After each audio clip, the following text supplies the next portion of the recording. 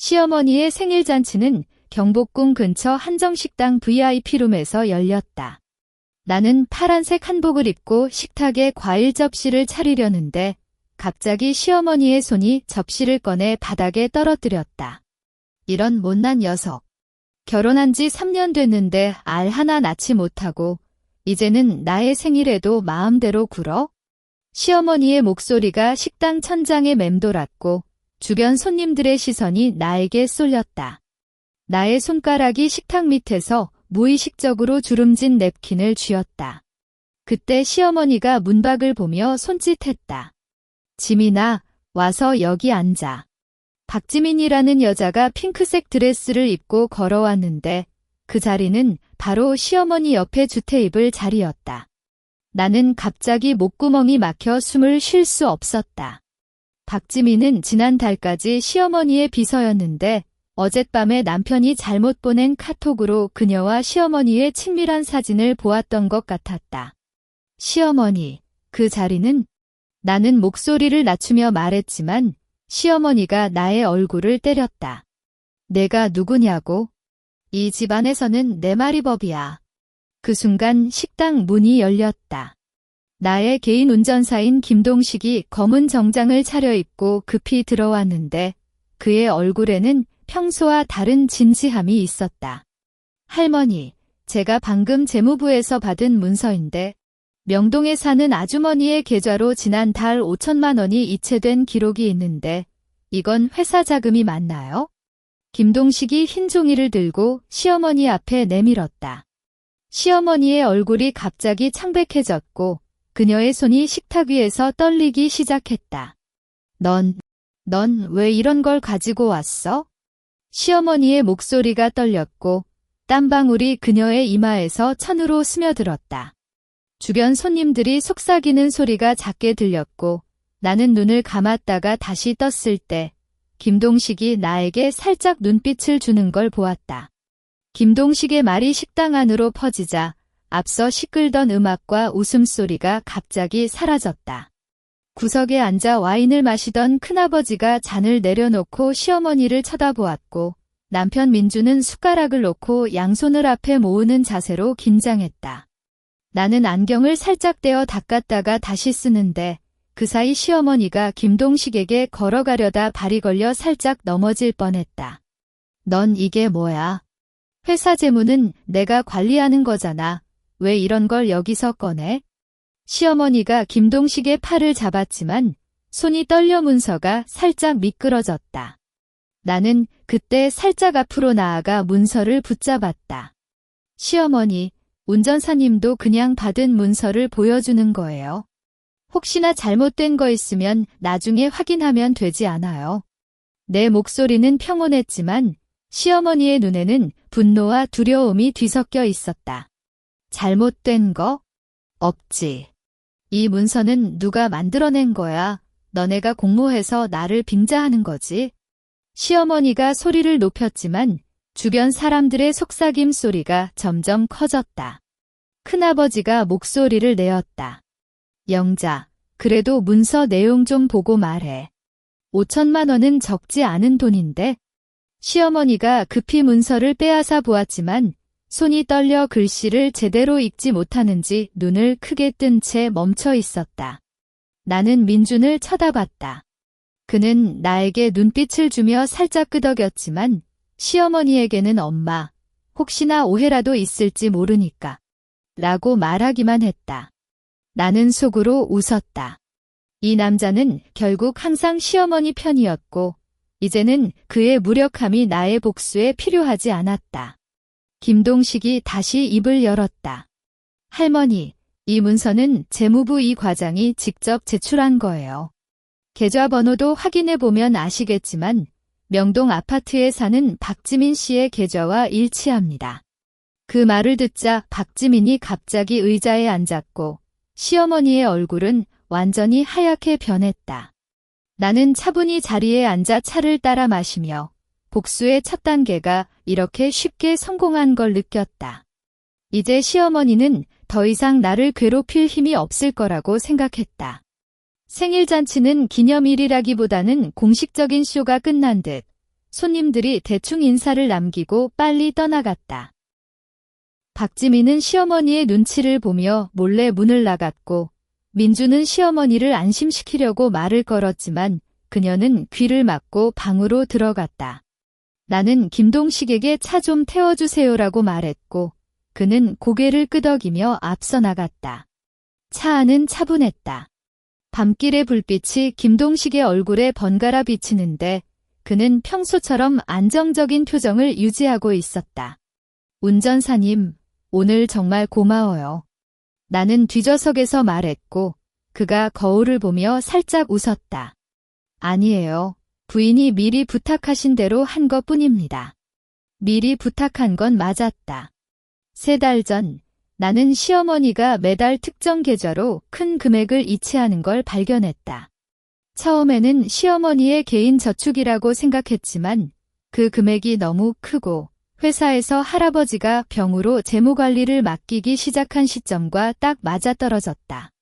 나는 김동식에게 부탁했다. 그가 10년 전 할아버지의 사장님 시절부터 회사 차량을 운전하다가 나의 개인 운전사로 왔기 때문에 재무부에 오래된 관계가 있었고 정보를 얻기 쉬웠다. 그 5천만 원 정말 박지민 씨 계좌에 들어갔어요? 나는 다시 물었다. 네, 이 과장이 직접 계좌 명의를 확인해 주셨어요. 박지민 씨는 지난 6개월 동안 시어머니로부터 총 3억 원 넘게 받았어요. 김동식이 운전하면서 차분히 말했고 나는 손가락으로 핸드백을 꽉 쥐었다. 시어머니는 회사 돈으로 내연녀를 사랑살이하는 거였다. 부인, 시어머니께서는 지금 분명히 어떻게 할지 생각하고 계실 거예요. 조심하셔야 합니다. 김동식이 말했고 나는 고개를 끄덕였다. 알아요. 하지만 이제 뒤로 물러갈 수 없어. 결혼 3년 동안 시어머니는 나에게 알낳지 못하는 못난 녀석이라고 욕하며 집안일은 물론 회사 일에도 손을 대지 못하게 막았다. 민주는 항상 엄마는 그냥 성격이 그렇게야라고 변명했지만 나는 더 이상 참을 수 없었다. 차가 우리 집 앞에 도착했을 때 김동식이 부인이 필요하다면 언제든지 불러주세요. 저는 시어머니의 재무관리를 더 자세히 조사할게요라고 말했다. 나는 그에게 감사하다는 말을 남기고 집에 들어갔다. 문을 닫는 순간 시어머니의 방에서 큰 소리로 욕하는 말이 들렸지만 나는 웃었다.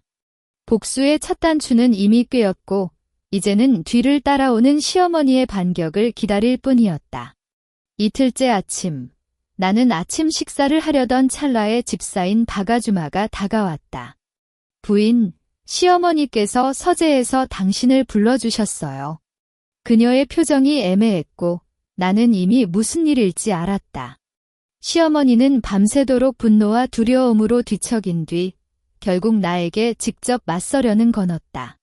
서재 문을 열자 시어머니가 검은색 소파에 앉아 담배를 피고 있었다. 그녀의 눈 밑에는 깊은 검은 자국이 있고 헝클어진 머리카락이 평소의 우아함을 잃은 모습을 보였다.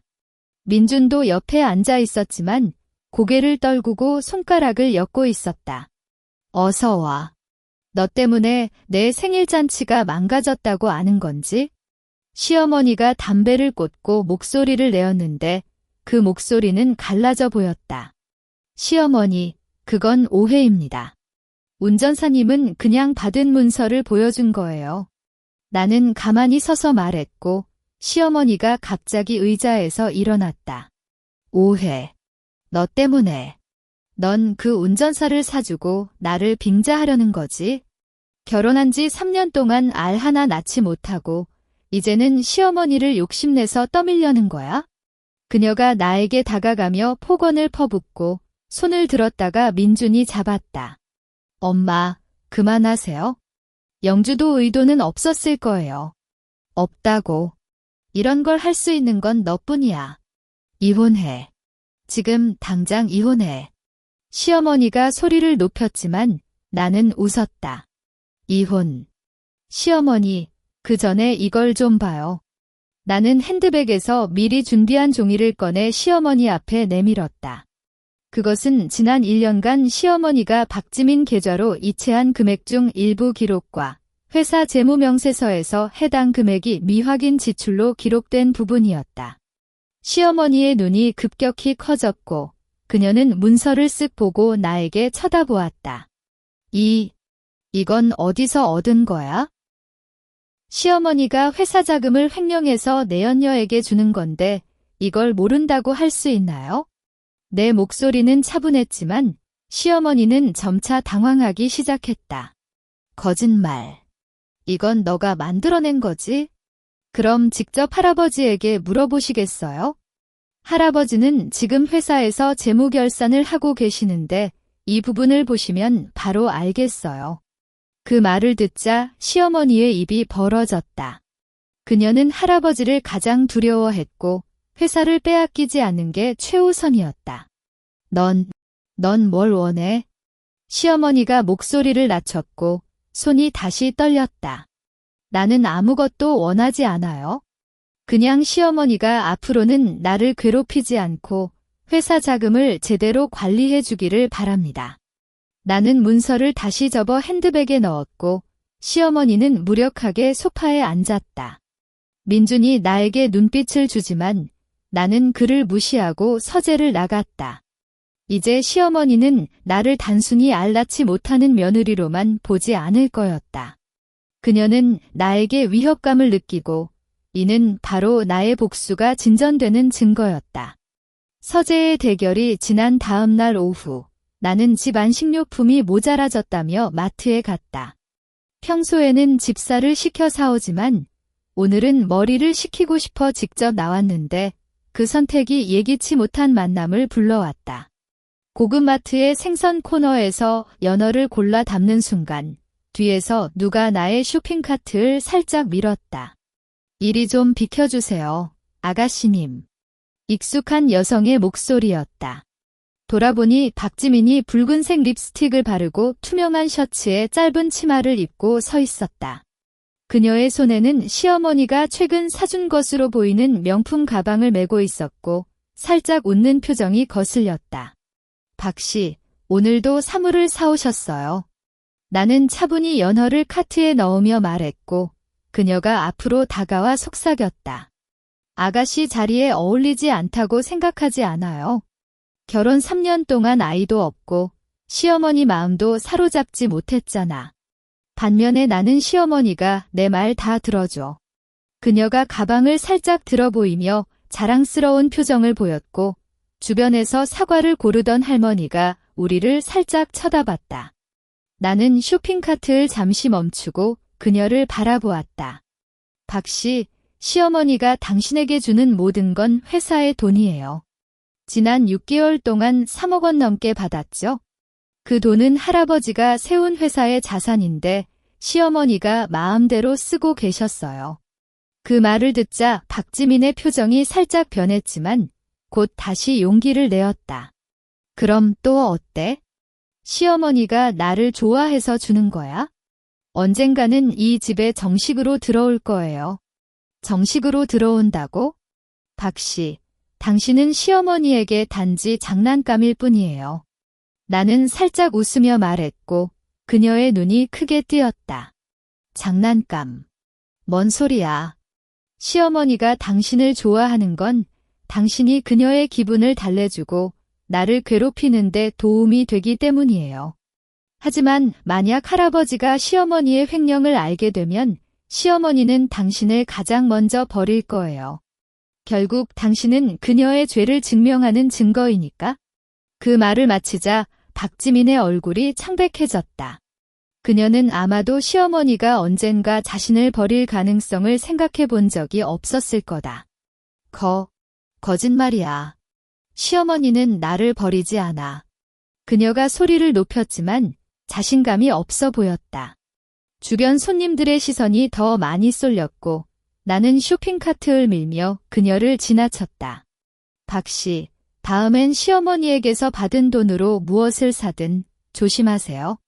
그 돈이 당신을 위험하게 만들 수도 있어요.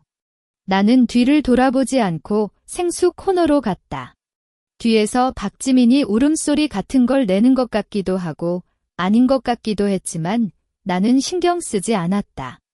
이제 그녀는 시어머니에 대한 믿음이 흔들렸을 거고 이는 곧 시어머니의 또 다른 약점이 될 것이다. 마트에서의 마주침이 지난 이틀 뒤 나는 김동식에게 회사 할아버지 시절부터 일하신 이재근 씨를 연락해 주세요라고 부탁했다. 이재근 씨는 회사 재무부에서 30년 이상 일하다가 작년 은퇴한 노직원으로 할아버지와 가장 가까운 관계였으며 시어머니가 재무관리를 맡기기 전까지 회사의 모든 돈을 다루셨다. 부인 이 씨는 은퇴 후 시골에 살고 계셔서 잘 연락이 닿을지 모르겠어요. 하지만 시어머니가 이 씨를 꽤 경계하고 있었어요. 김동식이 조심스럽게 말했지만 나는 고개를 끄덕였다. 그래도 시도해주세요. 이 씨만이 시어머니의 횡령을 가장 잘 알고 계실 거예요. 이틀 뒤 김동식이 이재근 씨가 부인과 만나고 싶다고 하셨어요. 회사 근처 카페에서 만나자고 하셨어요라고 알려왔다. 나는 검은색 코트를 입고 안경을 쓰고 카페로 갔는데 이재근 씨는 창가에 앉아 차를 마시며 기다리고 있었다. 그의 머리가 반토막 하얗지만 눈은 선명했고 나를 보자 살짝 웃으며 손짓했다. 영주님, 오랜만이에요. 결혼식 때 봤던 건데 잘 지내시죠? 이 씨의 목소리는 차분했고 나는 고개를 끄덕이며 이 씨, 오늘 저를 불러주셔서 감사합니다라고 말했다. 나는 김동식 씨를 통해 모든 걸 들었어요. 영자, 시어머니가 회사 자금을 마음대로 쓰고 있다는 거지? 이 씨가 직접적으로 말했고 나는 심장이 살짝 뛰었다. 네, 이 씨. 시어머니가 내연녀에게 돈을 주고 있는데 증거도 일부 모았지만 더 확실한 걸 원해요. 나는 핸드백에서 이체 기록 복사본을 내밀었고 이 씨는 안경을 씌우고 천천히 살펴보았다. 이 정도는 아주 적은 부분이에요. 영자는 할아버지가 병에 걸린 뒤 매분기마다 회사 이익의 30%를 개인 계좌에 이체해 왔어요. 지난 2년 동안만도 20억 원 넘게 횡령했어요. 그 말을 듣자 나는 숨을 죽였다. 생각보다 횡령 금액이 컸다. 이 씨, 그럼 증거가? 나는 은퇴하기 전에 모든 장부 복사본을 보관해 놨어요. 영자가 나를 경계하는 건 이 때문이야. 그녀가 내가 알고 있기 때문에. 이 씨는 가방에서 2통의 USB를 꺼내었다. 이 안에 과거 5년간의 회사 장부와 영자의 개인 이체 기록이 다 있어요. 이걸로 충분히 그녀의 죄를 증명할 수 있어요. 왜 이렇게 저를 도와주세요? 나는 의문을 표했고 이 씨는 할아버지, 저는 직접 재물을 다루진 않지만 지난번 이 과장과 이야기할 때 어떤 지출이 영수증 없이 처리되었다는 말을 들었어요. 그리고 특정 개인 계좌로 큰 금액이 이체된 것도 언급했어요. 나는 차분히 말했고 시어머니가 갑자기 그건 오해예요. 영주아, 너는 잘 모르는 걸 헛소리하지 마. 라고 외쳤다. 오해. 그럼 왜 결산서에 그 부분이 명시되지 않았어? 할아버지가 시어머니를 쳐다보았고 그녀의 입이 벌어졌다. 아버님, 그건 임시 지출이라 아직 기록하지 못했어요. 임시 지출. 5천만 원도 임시 지출이야? 할아버지가 소리를 높였고 시어머니가 뒤로 물러났다. 나는 할아버지, 혹시나 시어머니께서 너무 바빠서 깜빡하신 건지도 몰라요. 하지만 회사 자금은 중요하니까 자세히 확인해 보시는 게 좋을 것 같아요. 라고 말하며 서재를 나갔다. 문을 닫는 순간 할아버지가 시어머니에게 내일까지 그 지출 내역을 모두 보여줘. 그렇지 않으면 나 직접 재무부에 갈 거다라고 말하는 소리가 들렸다. 나는 복도에서 웃었다. 할아버지의 의심은 이미 깊어졌고 이제 그가 직접 조사하기만 하면 시어머니의 죄는 드러날 것이다. 시어머니는 이제 방망이를 치르는 단계에 왔고 나의 복사는 마지막 단계에 접근했다. 할아버지의 명령이 지난 다음 날 오후 가족회의가 집안 큰 거실에서 열렸다. 큰아버지 부부, 이모 부부까지 모였고 시어머니는 얼굴에 화장을 두껍게 바르고 있지만 눈 밑에 검은 자국은 감출 수 없었다. 민주는 나 옆에 앉아 긴장하며 손을 쓴 것 같다. 할아버지가 거실 한가운데 의자에 앉아 오늘 모인 건 영자의 재무처리 문제를 말하려고 해라고 말하자 모든 이의 시선이 시어머니에게 쏠렸다. 아버님, 그건 정말 오해예요. 어제 말씀드린 대로 임시 지출이라 기록이 늦었을 뿐이에요. 시어머니가 급히 변명했지만 할아버지가 손을 내밀었다. 그럼 지출 내역을 보여줘. 영주아가 말한 영수증 없는 지출, 개인 계좌 이체도 모두 포함해서. 그 말을 듣자 시어머니의 얼굴이 완전히 창백해졌다. 아버님, 그건. 그때 나가 앞으로 나아가 할아버지, 저는 시어머니의 지출 내역에 대해 의문을 가지고 조사해봤는데 이런 증거를 모았어요. 나는 핸드백에서 USB, 회사 장부 복사본, 그리고 박지민과 시어머니가 함께 여행한 사진을 꺼내었다. 사진은 김동식이 시어머니가 박지민과 제주도에 갔을 때 몰래 촬영한 것으로 두 사람이 친밀하게 붙어 서 있는 모습이 선명했다. 이 USB 안에는 시어머니가 지난 2년간 회사 자금 20억 원 이상을 횡령한 기록이 있고 장부에는 그 금액이 미확인 지출로 되어 있어요. 그리고 이 사진 속 여성은 박지민 씨로 시어머니가 매달 큰 금액을 이체해주고 계시는 사람입니다. 거실이 갑자기 고요해졌다. 큰아버지가 영자, 이게 진심이야? 너가 회사 돈으로? 라고 외쳤고 이모는 어떻게 할아버지 애정받으면서 이런 짓을 해? 라고 화를 냈다. 시어머니가 거짓말. 이 사진은 조작된 거고 증거도 영주아가 만들어낸 거예요. 라고 소리를 높였지만 손이 심하게 떨렸다. 조작. 그럼 이걸 어떻게 설명해? 나는 박지민의 계좌 이체 기록을 내밀었고 할아버지가 그것을 살펴보고 이 계좌 주인이 누구야? 라고 물었다. 그때 문이 열렸고 박지민이 김동식에 의해 불려왔다. 시어머니, 저는 어떡해요? 박지민이 눈물을 글썽이며 말하자 시어머니가 넌 왜 왔어? 여기랑 넌 관련 없어. 라고 외쳤지만 이미 늦었다. 박씨, 당신은 시어머니로부터 지난 6개월 동안 3억 원 이상을 받았죠? 그리고 제주도에도 함께 갔잖아요.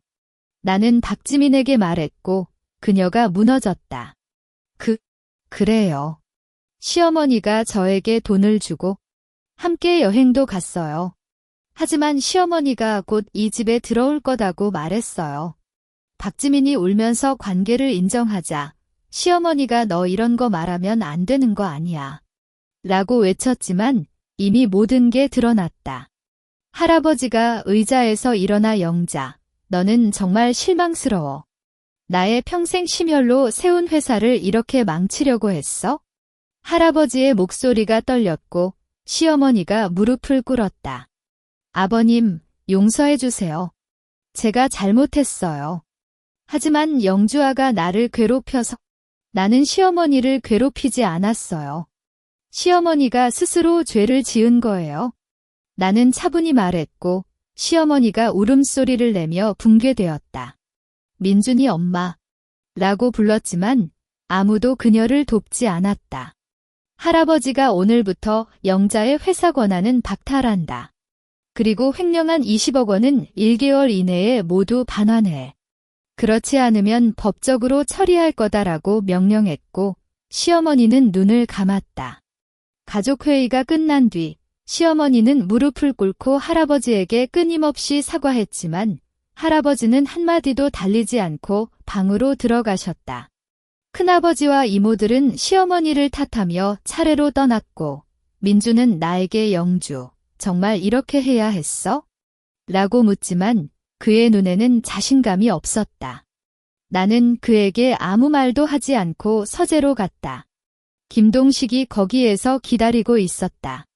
부인, 박지민 씨를 밖에서 기다리게 했어요. 시어머니에게 할 말을 하겠다고 했어요. 나는 김동식을 따라 나갔고 현관 앞에서 박지민이 울고 있었다. 아가씨님, 저는 정말 모르겠어요. 시어머니가 정말 저를 받아들일 거라고 말했어요. 그녀의 모습이 불쌍해 보였지만 나는 연민하지 않았다. 박씨, 시어머니가 횡령한 돈으로 당신에게 준 건 모두 회사의 자산이에요. 이제 그 돈을 돌려줘야 하고 앞으로는 시어머니와 연락하지 마세요. 그 말을 듣자 박지민이 눈을 크게 뜨지만 아무런 반론도 할 수 없었다. 시어머니가 방에서 돈은 내가 줄게. 지금 당장 떠나.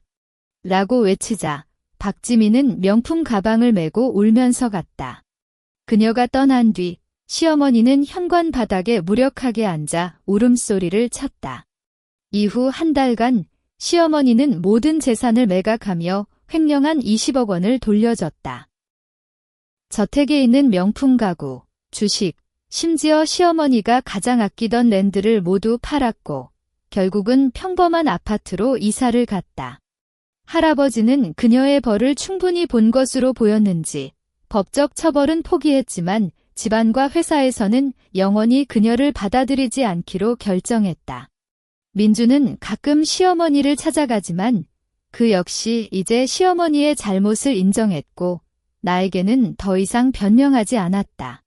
할아버지는 나에게 영주아, 너가 없었다면 회사는 망가졌을 거다. 이제 너에게 회사 재무관리를 맡기고 싶어라고 말했고 나는 숨을 죽였다. 결혼 3년 동안 시어머니에게 알 낳지 못하는 못난 녀석이라고 욕받으며 아무 권리도 없었던 나가 이제 회사의 핵심 위치에 설 수 있다는 사실이 믿기지 않았다. 할아버지, 저는 할 수 있을까요? 네, 너의 지혜와 용기가 증명됐어.